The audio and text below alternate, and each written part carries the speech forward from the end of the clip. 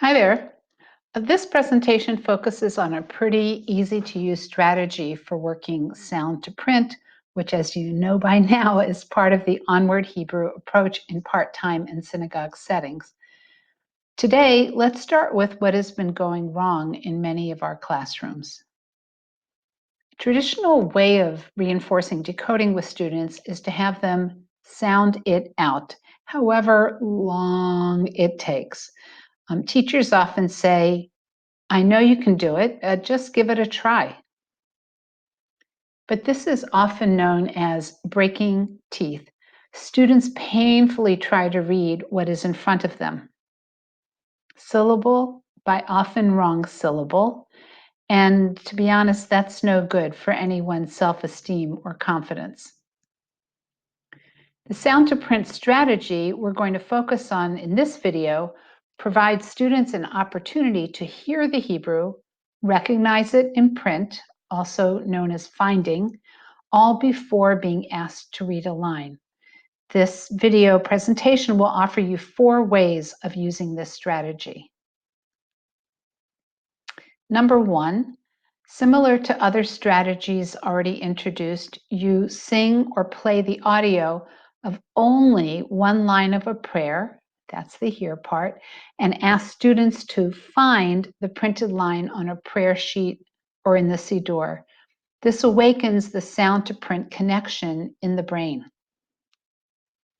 No, they don't have to read the line back, although they could, but in this piece of hearing and then finding, it's all about, oh wait, hearing and then finding. That's it.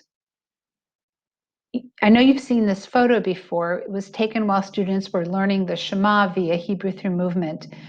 In this part of the lesson, the teacher called out a word, which was giving a sound, and the students needed to match it to the print on the cards. Sound to print, hearing, then finding.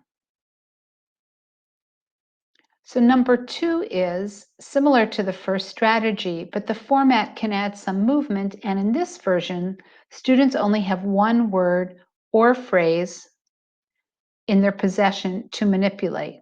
The teacher calls out a phrase or word at a time, and students have to line up in order.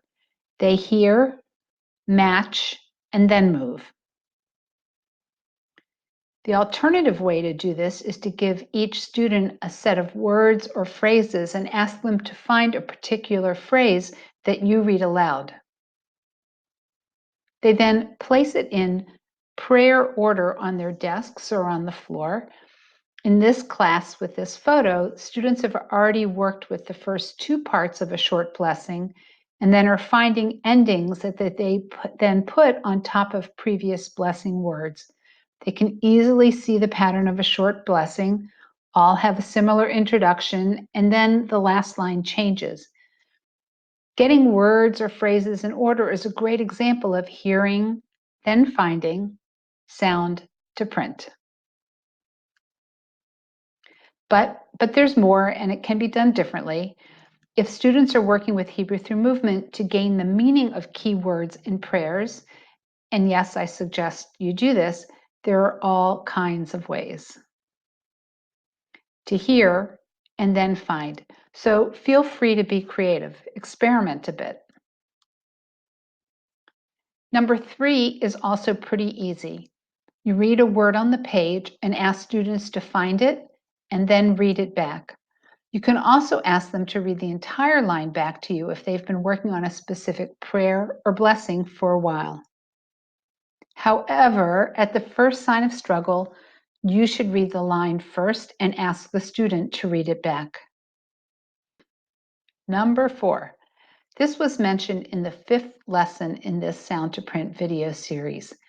JITAP has Jewish prayer reading activities, or maybe we can call them games, that are already made, or you can create others. The Jewish Education Center has 2 examples posted to this site, one for Kedusha and one for Avot Ve'imhot. Students hear Hebrew and then find the correct line. It's pretty simple and pretty powerful. So that's it. 4 ways to tap into students' hearing first and then finding.